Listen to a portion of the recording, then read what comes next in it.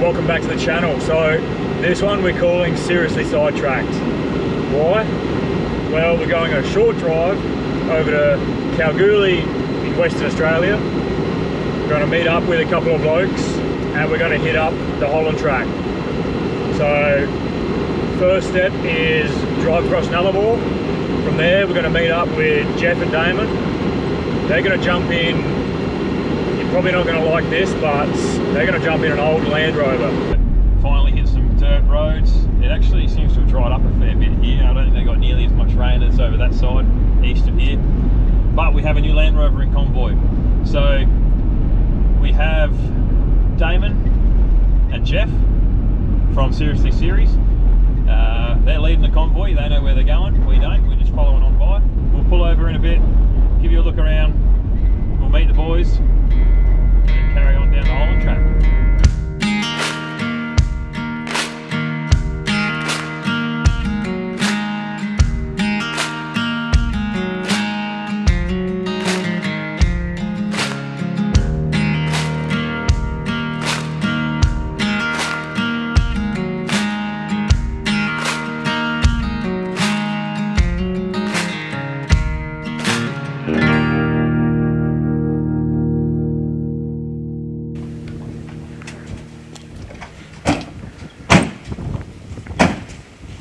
Alright, well, talk about Seriously Sidetracked.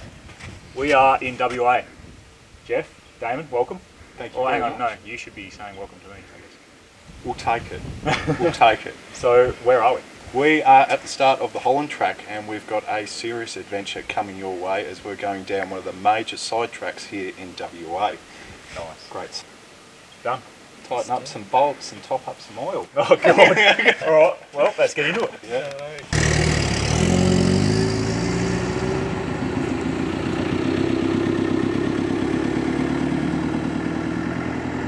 Well, here we go. Holland Track. It's been a long time in the making, actually. We've thought about doing this one a couple of times, so good opportunity came up. It is wet, so here's hoping there's not too many bog holes because we are a little bit over that at the moment. And we'd also like to see some sun for camping. We packed up everything last night in the wet. Oh, sorry, this morning in the wet. So let's see how our new tour guide Jeff goes. I think it should be good fun.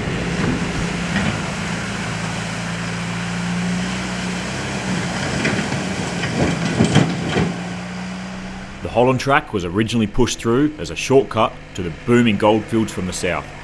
Before long though, a rail replaced it and the track became forgotten and overgrown. In the early 90s it was retraced and became a regular track for people like us looking for an adventurous drive.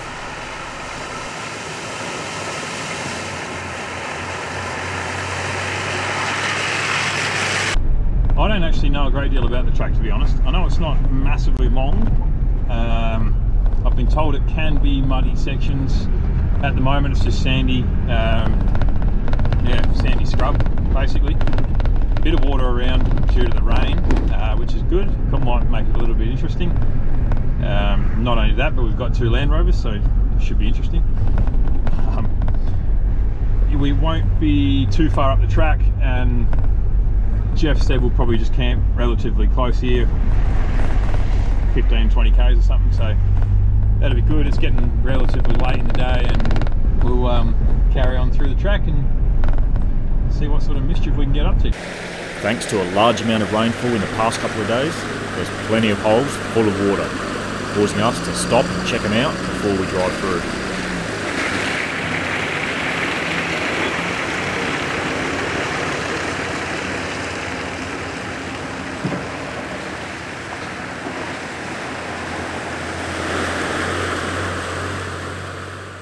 Well, it is time to pull off the track and find a little camp, and just as we pull off the track, that little Landy towing that trailer looks very cool. It's a great looking vehicle.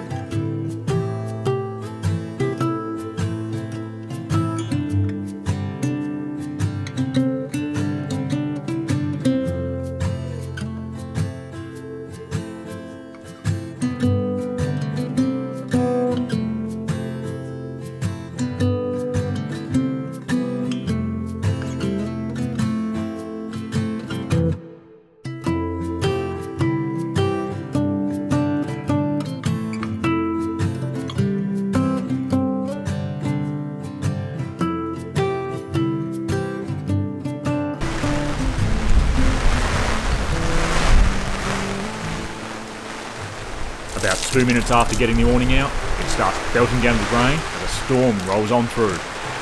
But just as quick as it came, it keeps on moving and leaves us with a clear sky for the rest of the night.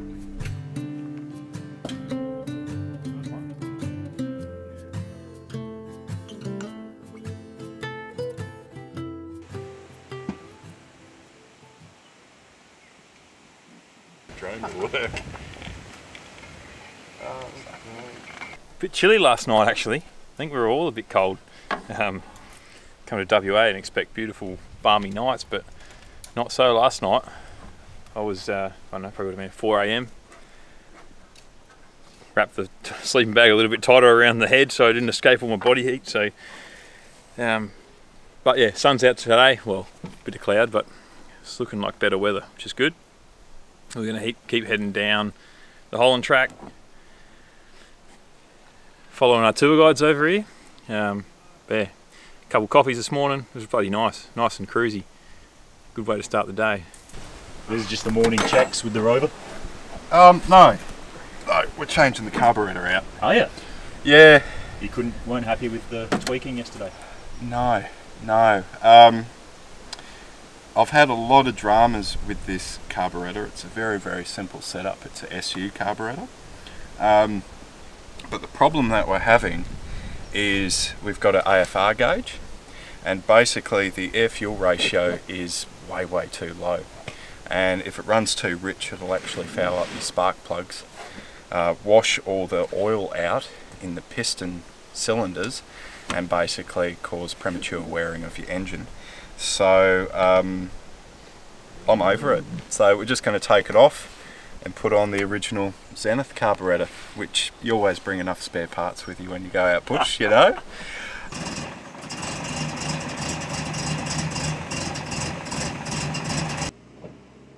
Radio check. Yep, gotcha. Once Jeff gets the Landy running smoother, we pack up and continue heading south along the track. A heavy downpour just after we set up camp last night added to what was an already boggy trail, but none of which has been any issue so far, even for the old Series towing that trailer.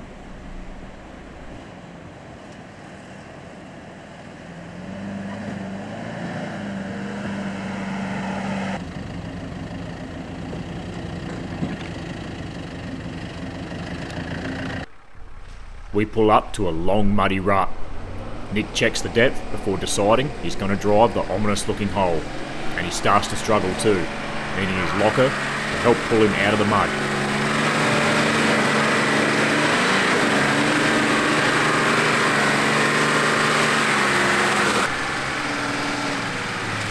With no snorkel, I'm not risking anything too deep if I can avoid it, and after watching Nick dredge that one, we decide going around suits us both fine. What's your opinion on the rock? Hard underfoot. Slightly damp in locations like here. Yep. He's onto it. He's spot on. But I reckon this man over here might have a bit more intel. This is Agnew's Namaha, I believe. That's what's marked on the map. We had Diamond Rock a little bit further along, and we've stopped here because this sort of typifies the importance of the Holland Track and sort of the history associated with it. You know, it was pushed through for the prospectors coming up to the goldfields in Coolgardie back in the, I think it was the mid 1890s. And back then, obviously, we didn't have wonderful patrols and Land Rovers and Series Land Rovers. So they actually pushed all their possessions up this way in a wheelbarrow. And so the track's actually designed so it actually hits a granite outcrop probably every 20-30 miles, and that's what you would cover each day. And luckily we've had a lot of rain out here, and you can see by this granite outcrop here, obviously all the little deviations have actually filled up with water. But also the runoff goes off to the side of the actual granite, and there's a heap of clay and sand, and so that actually absorbs the water, acts like a sponge. So if there's not water here, you can just dig a hole at the side and that'll fill up with the seepage. So this is really sort of, in the goldfields, this is the #1 sort of water source. Yeah.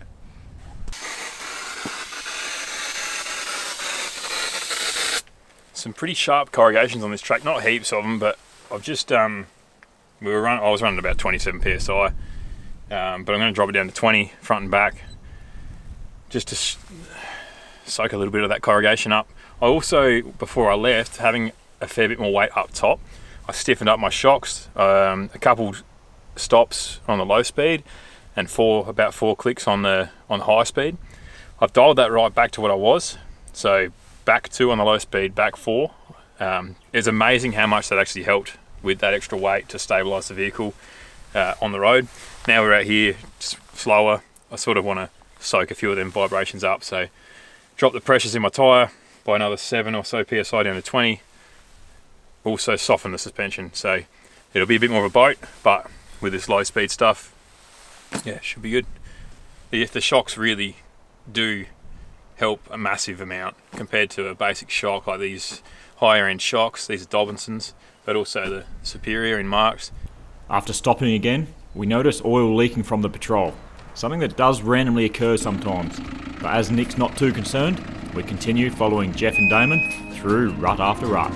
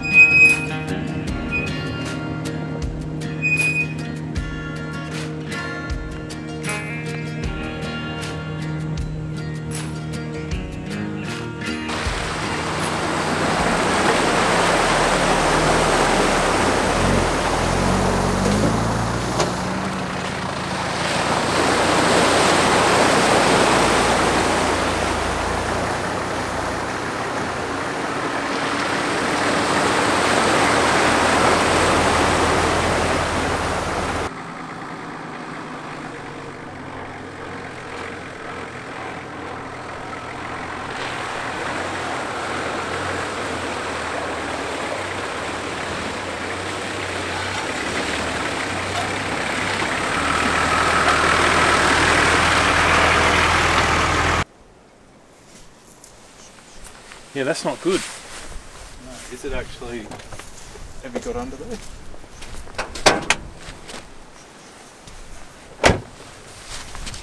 It's definitely coming out of that weak hole. Lanes are really gone. Yeah. You got any oil on board? I do, yeah. Yeah, okay. We've got some too. There's nothing really I can do about that.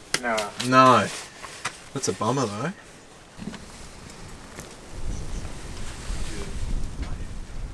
Yeah, right, that's quite low.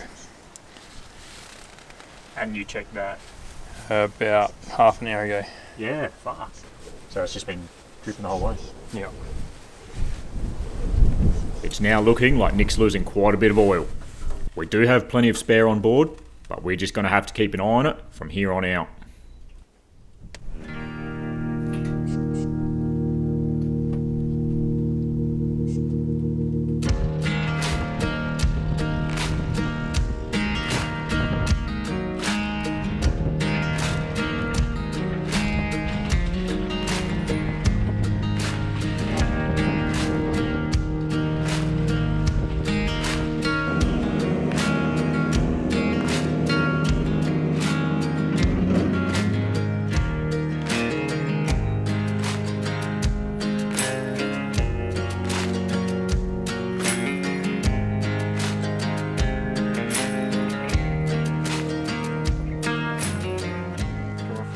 An afternoon of driving slow winding tracks, as well as open straight sections, leaves us looking for somewhere suitable to camp.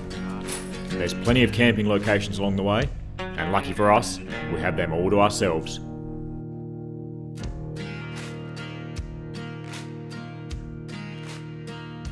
We get a fire started and pull out the chairs to watch the sun go down. Jeff and Damon are cooking on the fire again tonight, so they ready some coals to cook with. Nick and myself get the kitchen out under the stars and chop some veggies to have with our steaks. I'm a lot drier. Yeah. How's the boots? Wet. My socks are still wet. This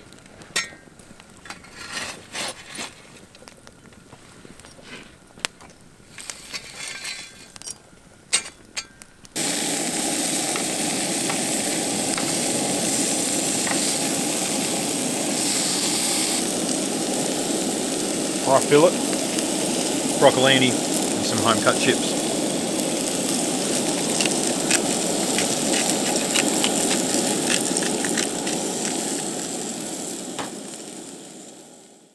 Well, breakfast is done and dusted. Sorry you didn't get any of that.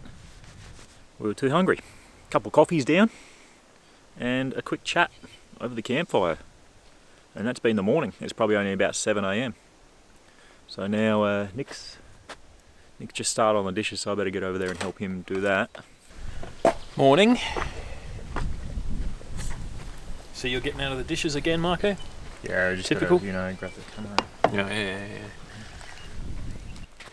Well, you might be thinking, how did we come about meeting these two guys, Jeff and Damon?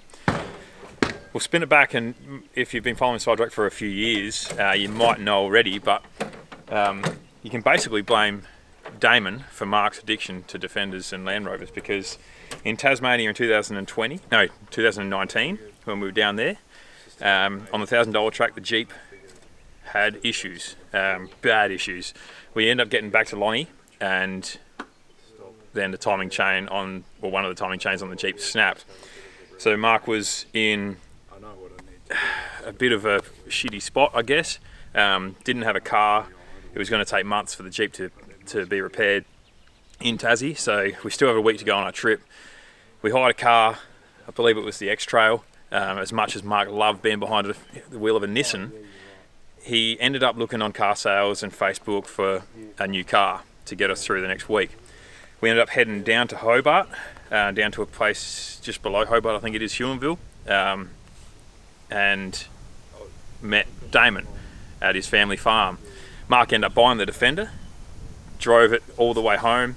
Well, we toured up the east coast of Tasmania and then jumped on the ferry and toured all the way home. By far the worst drive Mark has ever had in a vehicle. But that was the basis of this friendship. And here we are in WA, just southwest of Kalgoorlie, where we met Jeff and Damon again, and now we're doing the Holland Track. So there's a bit of a backstory on how we met these guys, and I guess we can all blame Mark, or thank him, for the dramas that we have with the Defender already.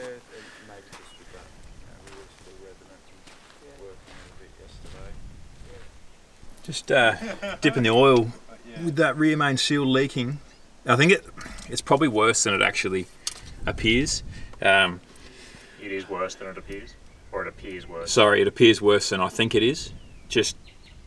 And it's not ideal, but there's not much I can do about it. Driving along, say for a half an hour, and then you come to a stop and check it, see if it's leaking, and quite a bit's coming out of the little weep hole, and also where the slave cylinder for the clutch goes. It's all just oily and crappy in there, but I don't think it's leaking that quantity the whole time.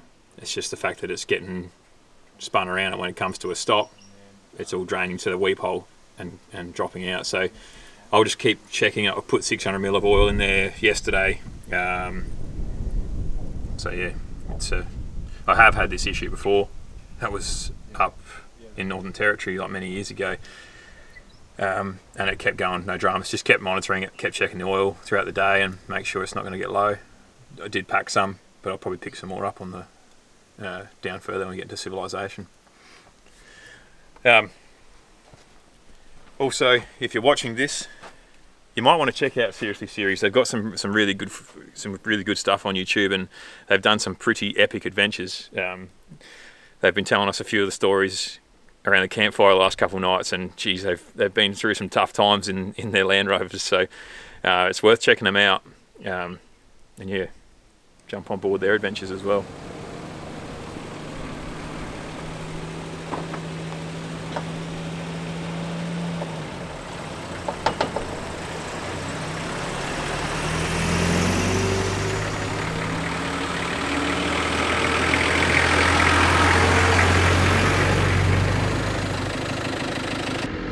Well, back on the road this morning, which is nice. Today we'll be finishing the track, hopefully. Yeah, maybe 60, 70 k's to go. I think it's going to start to get, I think it'll be a little bit slower actually, just with the amount of mud holes and whatever at the end of this track. So we'll see what happens. Nick is using a bit of oil. The rear main looks like it's just completely given way. He's probably dropped a litre or two of oil yesterday, so, and Jeff in the Series 3 as well seems to be using a bit of oil as well, so a couple of things to keep an eye on there. It's pretty slow going, most of this track. I mean, there was parts where we'd get up to 50 k's an hour, nice straight, sandy sections, but more often than not it is slow and windy, so which is good, gives you a bit of time to look around. We'll get second gear here now, so that's a luxury.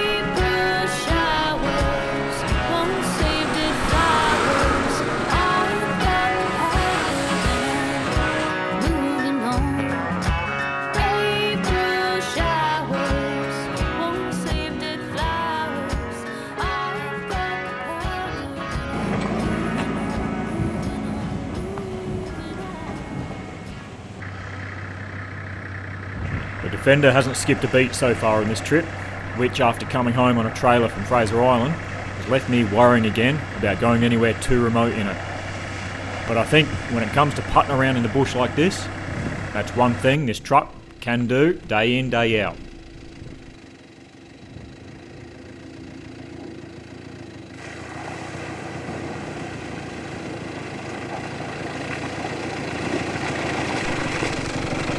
Been another morning driving some stunning countryside, with all sorts of terrain too. We've had wet sandy sections, dry ruts, and mud hole after mud hole, most of which we try and navigate around, as the worst ones are full to the brim of water. Apart from burning a fair bit of oil, the old Series Land Rover's been doing everything effortlessly, and that's with a trailer hitched up behind it too.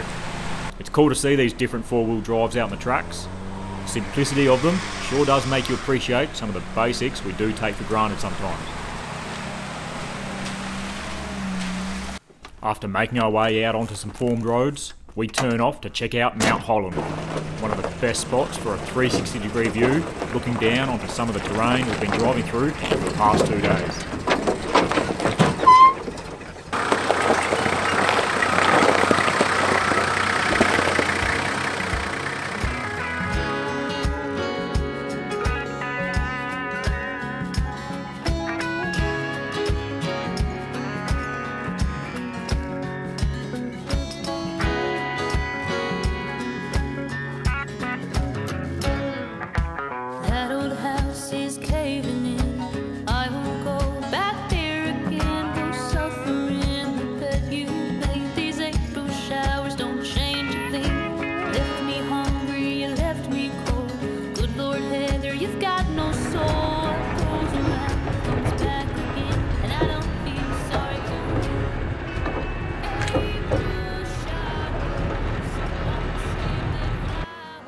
As we make our way down back onto the Holland Track, it finally opens up again into fields of wildflowers.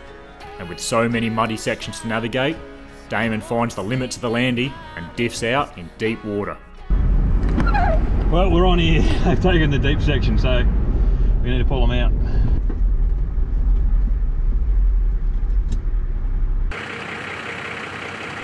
As Jeff's running a PTO winch, we're all very keen to see it in use, so he gets the rope out and volunteers to head on in and get things started.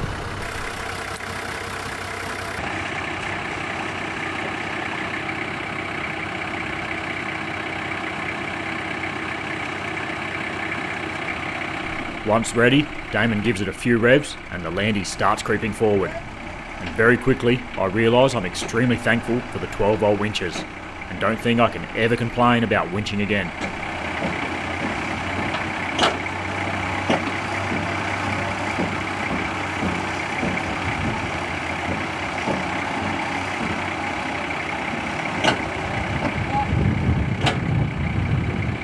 Jeff's near on being fully submerged now, and with a wet rope, it all doesn't seem to be quite as smooth as the instructional video.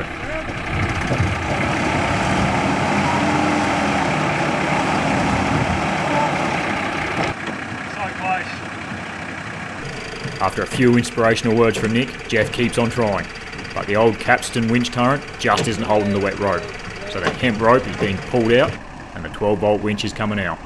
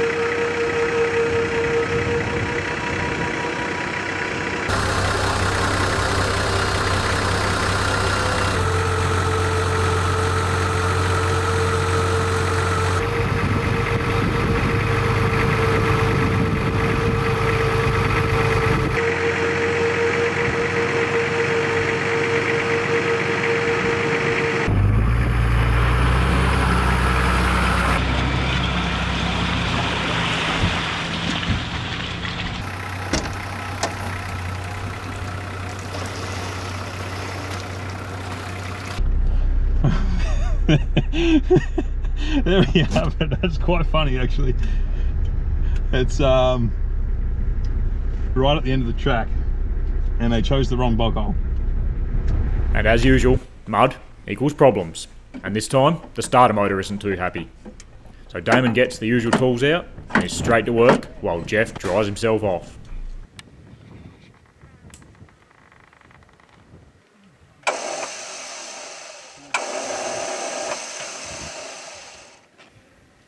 Sounds like the starter motor's playing up too now after all that heartache.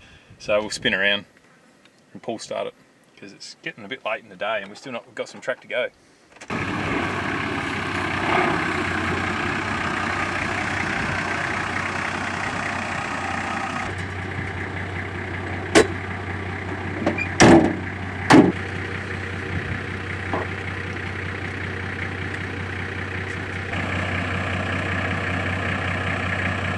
Gee, I've cut that fine, haven't I?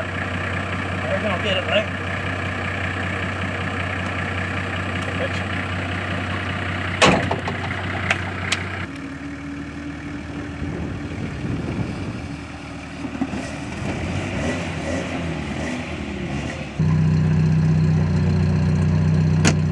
Good bit of fun. Don't know if Jeff's thinking the same thing, but yeah, it's good to see the old girl, the old Series 3 with the PTO on the front. I think it needs a little bit of refining because we did have to resort to new school methods, but it's good to see.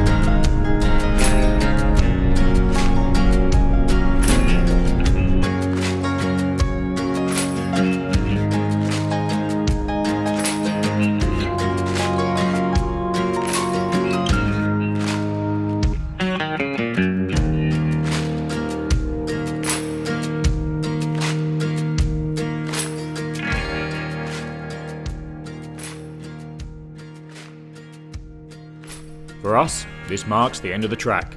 It's been a hell of an adventure the last couple of days, with some beautiful countryside, paired with a bit of challenging driving.